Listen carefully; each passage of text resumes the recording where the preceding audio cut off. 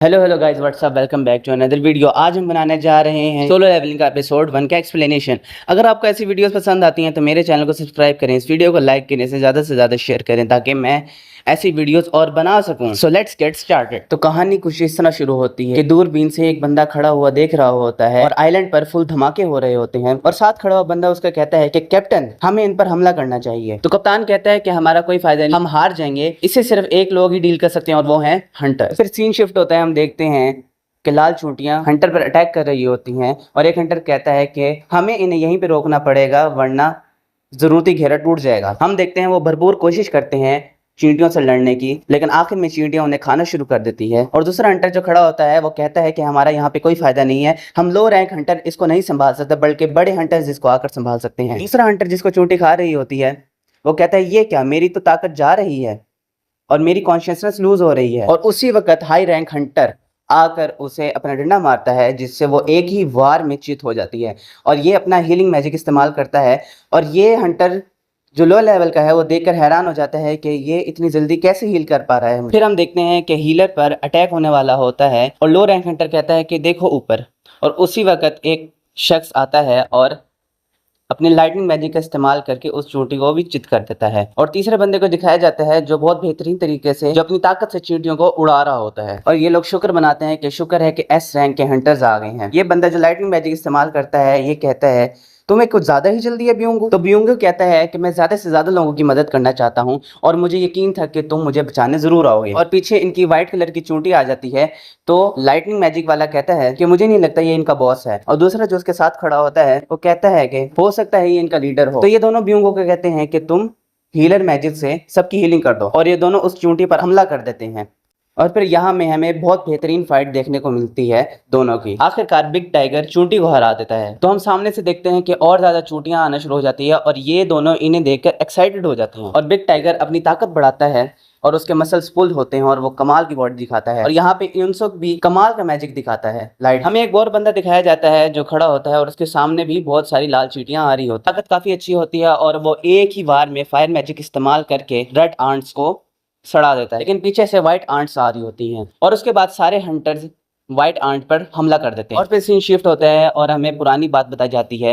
ये बताते हैं कि 10 साल पहले ऐसे गेट्स ओपन हो गए जो दूसरे डायमेंशन से इस दुनिया को जोड़ते हैं। और ये बताता है कि पोर्टल के दूसरी तरफ अजीब तरीके के जानवर मौजूद थे। इन पर आम हथियार बिल्कुल भी काम नहीं करते थे और जो इनसे लड़ने की सलाहियत रखते थे उन्हें कहा जाने लगा हंटर। जादुई ताकतों का पता करने के लिए उन्हें डिफरेंट कैटेगरी में डाल दिया गया, जैसे SABCD और E रैंक के हंटर्स। E रैंक सबसे लोएस्ट रैंक है और हमें बताया जाता है कि अगर ये ताकतें जाग गईं तो इनका कभी एंड नहीं होता और ये हमेशा बढ़ती रहती हैं। तो अगले सीन में हमें दिखाया जाता है कि एक बंदा चाय ले रहा होता है और वो पी रहा होता है और चाय वाला कहता है कि आज की रेट के लिए गुड लक किम। तो वो कहता है बहुत शुक्रिया तुम्हारा। तो जो बंदा चाय पी रहा होता है यानी कि किम सैंग चिंग, उसको उसका पुराना दोस्त मिल जाता है और वो कहता है क्या हाल है भाईजान, तबीयत से ठीक है, क्या कर रहे हो आजकल। और किम कहता है मुझे तो लगा तुम हंटिंग छोड़ चुके। तो वो कहता है मैं फिर से बाप बनने वाला हूँ।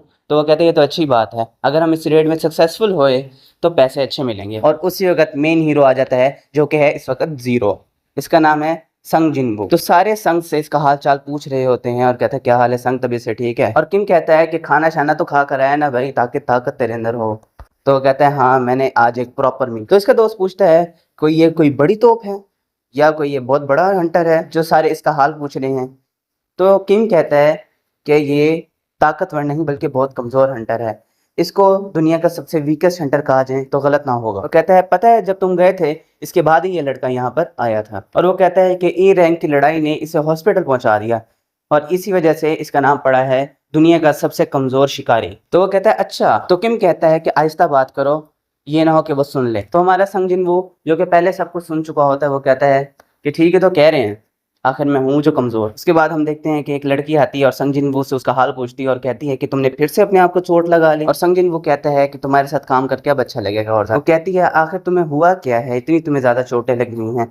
तो वो कहता है जो मेरे साथ हमेशा होता है वही हुआ है मेरे साथ। तो वो पूछती है कि आखिर तुम हॉस्पिटलाइज कैसे हो गए। वो कहते हैं वो एक ही रैंक का डंजन था और मैं ही सिर्फ एक बंदा घायल हुआ था, बकाया सारे हाई रैंक के थे, इसी वजह से उन्होंने कोई हीलर साथ नहीं रखा। तो वो कहती है कि ये कितनी बुरी बात है और कितनी गलत बात। तो वो कहता है उनका कोई कसूर नहीं है, मैं ही कमजोर हूँ इसी वजह से। और वो कहता है कि अब ये सब मेरी ज़िंदगी का हिस्सा बन चुके हैं और मैं इसका आदी हो चुका हूँ। और यहाँ पे हम देखते हैं कि एक बंदा खड़ा होता है और वो कहता है आज का लीडर मैं हूँ तुम्हारी इस डंजन का और मेरा नाम है चू सॉन्ग। और वो कहता है कि ये मेरी खुशकिस्मती है कि मैं आप लोगों के साथ काम कर रहा हूँ।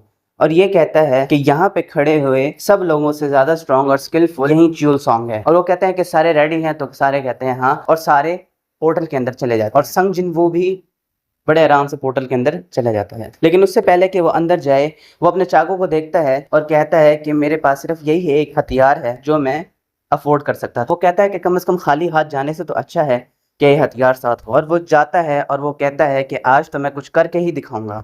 तो अगले सीन में हमें एक बिल्डिंग दिखाई जाती है और एक बंदा कुर्सी पर बैठे हुए बंदे से पूछता है कि आखिर आपकी मीटिंग कैसे गई सर। वो कहता है कि उम्मीद करता हूँ कि सब कुछ अच्छा ही रहा हो। वो बंदा जब कुर्सी पर बैठा होता है वो कहता है रात को टूटे हुए डंजन में बहुत ज्यादा तकलीफ हुई है और वो कहते हैं कि उसकी सारी चीजें हमें दी जाएं और सप्लाई की जाएं। और वो कहता है कि उनकी डिमांड्स लॉजिकल भी हैं। और वो कहता है कि डंजन से मिलने वाली चीज दोनों के लिए फायदेमंद है कि हंटर्स इन्हें बेच कर ही अपनी जिंदगी का गुजारा करते हैं। और ये बंदा कहता है कि जो दानव जब तो उनसे निकलता है ये एसेंस स्टोन जो बहुत ज्यादा कीमती और वैल्यूएबल है। तो हम देखते हैं कि जिन्वो के हाथ में एक स्टोन होता है और वो कहता है आखिरकार मैंने इन्हें मार ही दिया। और जूही की आवाज आती है कि जिन्वो, और उसी वक्त एक दानव उसके ऊपर हमला कर देता है और वो जैसे ही अपनी छुरी उस दानव के ऊपर मारता है तो वो छुरी टूट जाती है और वो दानव उल्टा उसके ऊपर ही हमला कर देता है। तभी उसी वक्त एक हंटर आता है और कहता है कि पीछे हटो जूही, और उसी वक्त वो उस दानव को एक ही बार में हरा देता है। वो हंटर कहता है कि मैं जादुई दानव को ढूंढने जा रहा हूँ, जो ही तुम संग के साथ रहो और उसके हील करो। और वो आकर संग जिनवू को हील कर देती है। और हम देखते हैं कि संग जिनवू दूर से उन दानवों को हारते हुए देख रहा होता है और हंटर्स की कमाल की ताकत को देख रहा होता है। और सारे हंटर्स एक एक करके उन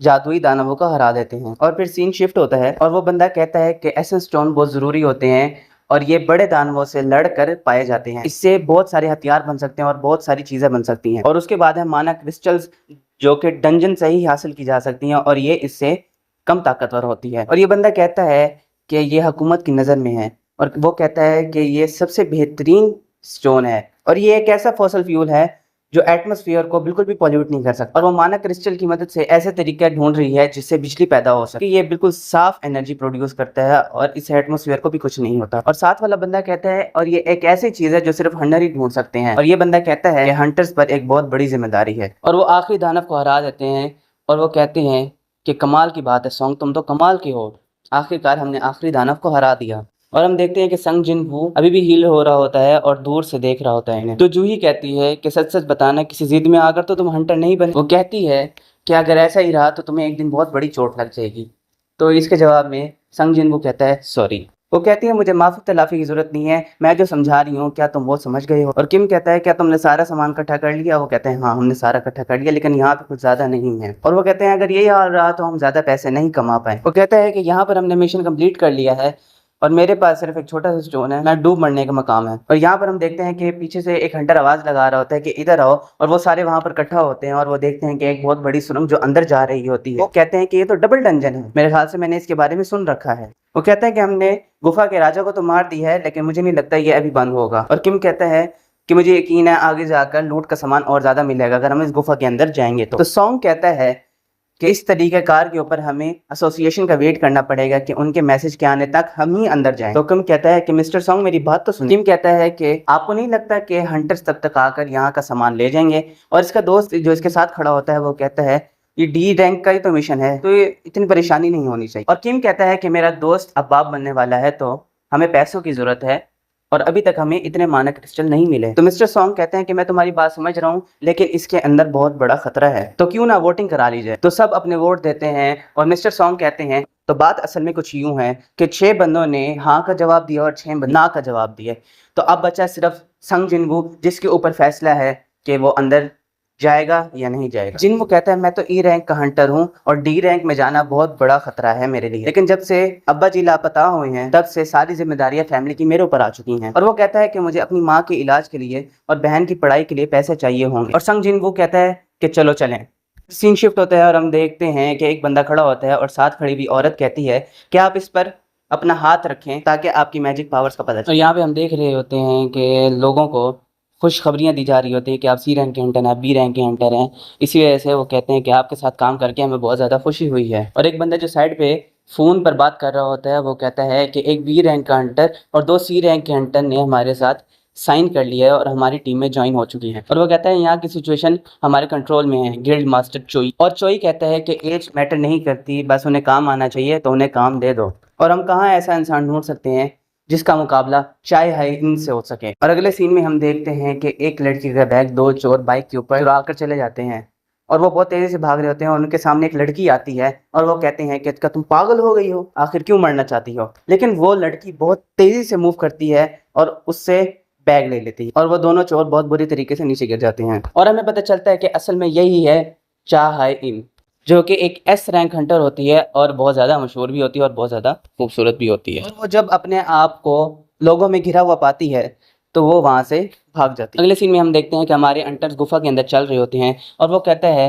कि आखिर हमें कितनी देर हो गई है चलते हैं। और वो कहता है कि लगभग 40 मिनट तो हो गई होंगे। और वो कहते हैं कि राजा के मरने तक 1 घंटे तक गुफा का दरवाज़ा बंद नहीं होता, तो हमारे पास अभी भी 20 मिनट मौजूद है। और संग जिन वो जूही से माफ़ी मांगता है और कहता है कि मेरी वजह से तुम्हें भी यहाँ आना पड़ा और हम डबल डंजन में जा रहे हैं। और वो कहती है कि तुम्हें मेरी फिक्र नहीं करनी चाहिए बल्कि अपनी फिक्र करनी चाहिए। और यहाँ पर जूही बहुत ज़्यादा गुस्सा हो जाती है और वो कहती है कि अगर मैं तुम्हें वक्त पर बचाने ना आती तो अभी तक तुम मर चुके होते। और संगजिन वो कहते हैं मुझे माफ़ करना। और वो कहते हैं कि जूही जैसा बी रैंक हंटर हीलर का मेरे साथ होना एक ब्लेसिंग की बात है। जूही ने मुझे 1 से ज़्यादा बार बचाया। कहती है क्या तुम मेरा मतलब जान रहे हो। तो वो कहता है हाँ मुझे समझ आ चुकी है, आई एम सॉरी। तो वो कहती है अगर तुम मेरे से माफ़ी मांगना चाहते हो तो मुझे खाने पर बाहर बुलाओ। और उसी वक्त अगले हंटर की आवाज़ आती है कि देखो हम चेंबर तक पहुंच गए। और वो कहते हैं कि ये तो बहुत डरावना दरवाजा है। तो किम कहता है कि मैं तो अंदर जा रहा हूँ, यहाँ से मैं खाली हाथ तो नहीं लौटूंगा। तो उसका दोस्त कहता है कि बिल्कुल जानी मैं तेरे साथ हूँ। और किम कहता है कि टीम इकट्ठे आगे बढ़ती है, क्यों आपने ऐसा नहीं कहा था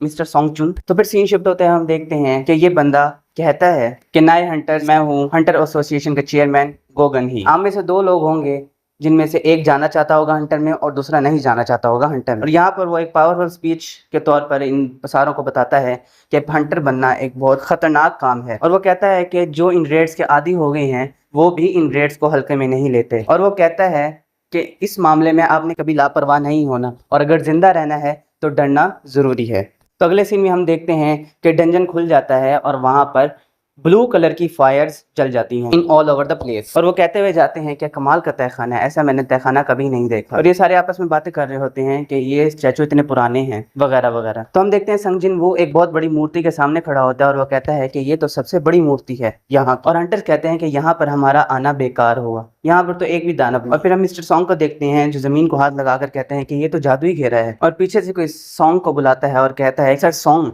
यहाँ पर कुछ लिखा हुआ है। और सॉन्ग जाता है और बड़े से पत्थर पर देखता है कि प्राचीन काल का कुछ लिखा हुआ होता है। तो हम देखते हैं कि वहाँ पर रूल्स लिखे हुए होते हैं और पहला रूल होता है कि देवता का सम्मान करो, दूसरा रूल होता है देवता की तारीफ करो और तीसरा रूल होता है कि देवता को अपनी लॉयल्टी दिखाओ। और उसी वक्त जूही कहती है कि मैंने इस बड़े वाले स्टैचू की आंखें मूव होते हुए देखी हैं। तो संगजिन वो कहता है कि तुम्हारी गलतफहमी हो सकती है। और मिस्टर सॉन्ग रूल पढ़ रहे होते हैं कि जो इन 3 नियमों का पालन नहीं करेगा वो यहाँ से जिंदा नहीं बच पाए। और उसी वक्त एक धमाके की आवाज़ आती है और हम देखते हैं कि वो जहाँ से आए थे वो दरवाज़ा बंद हो चुका है। एक हंटर कहता है कि मैंने तुम्हें कहा था कि यहाँ पर नहीं आना चाहिए लेकिन तुमने मेरी बात नहीं मानी और अब तो मैं जा रहा। और वो हंटर जब दरवाजे पर हाथ रखता है तो एक मूर्ति उठती है और तेज़ी से आकर उसे काट देती है। और वो कहते हैं कि आखिर मूर्तियाँ कैसे हिल सकती हैं और क्या हमें इनसे लड़ना पड़ेगा। तो संगजिन वो यहाँ पर शौक हो जाता है और वो कहता है जो मरा है क्या वो डी रैंक का हंटर था और वो एक ही झटके में मर गया। ये तो डी रैंक का तहखाना होना चाहिए था, आखिर इसकी कोई समझ ही नहीं बनती। और संगजिन वो बहुत ज़्यादा परेशान और डरा हुआ हो और वो पीछे देखता रहता है और थोड़ी देर में बूम वो मूर्ति जो सबसे बड़ी होती है वो उसकी आंखों में देखती है और वो बिल्कुल डर जाता है। और वो कहता है कि मैं इससे पहले भी मौत के दहाने पर आ चुका हूँ। पहले जब मैं ई रैंक के 20 से लड़ रहा था तो मैं बहुत ज़्यादा घायल हो गया था और उसके बाद मैं हॉस्पिटल में दाखिल हो गया था। और वो कहता है इससे पहले जब मैं एक भूल भुलैया में गया था मैं वहाँ पर भी एक दफ़ा भूखा मरने वाला था। और जो बड़े हंटर्स होते थे वो बड़े दानवों को मारकर अपने लिए अच्छे अच्छे हथियार खरीद लेते थे, लेकिन मेरे पास इसी चाकू को खरीदने के पैसे थे और अगर ये टूट गया तो मुझे निहत्था लड़ना पड़ेगा। और मेरे जूते भी फटे पुराने ही थे और मैंने अपनी पूरी ज़िंदगी की कोशिश की है और लड़ाई करता रह गया हूँ अपनी ज़िंदगी से और मैं ढूंढता रह गया हूँ कि मेरे आंखों के सामने कोई अपॉर्चुनिटी है ताकि मैं उससे कुछ सीख सकूँ। और मैं इसी वजह से इन लोगों को बता पाया। और उसी वक्त सीन शिफ्ट होता है और वो कहता है कि सब नीचे बैठ जाओ। और उसी वक्त मूर्ति की आंखों से एक बहुत खतरनाक लेज़र निकलती है। वो लेज़र कई हंटरों के जान ले जाती है। तो संगजिन वो बहुत ज़्यादा डरा हुआ होता है और वो कहता है आखिर ये सब क्या हो रहा है, ये तो डी रैंक का तहखाना है और ये सब कैसे हो सकता है कि इतने सारे हंटर एक ही वक्त में मारे जाएं और हम यहाँ पर फंस चुके हैं, और ये कहना बुरा नहीं कि यहाँ हम मरने वाले हैं। और यहाँ पर एपिसोड खत्म हो जाता है। अगर आपको ऐसी वीडियोस पसंद आती हैं तो मेरे चैनल को सब्सक्राइब करें, इस वीडियो को ज़्यादा से ज़्यादा लाइक करें और ज़्यादा से ज़्यादा शेयर करें। एपिसोड थोड़ा लंबा है, लेकिन मुझे उम्मीद है कि ऐसा एपिसोड आपको पसंद आएगा। तो अगली वीडियो में मिलते हैं, तब तक के लिए गुड बाय, टेक केयर। और हाँ, मैं तुम्हें एक बात बता दूं कि हफ्ता और इतवार वीडियोज़ आया करेंगे।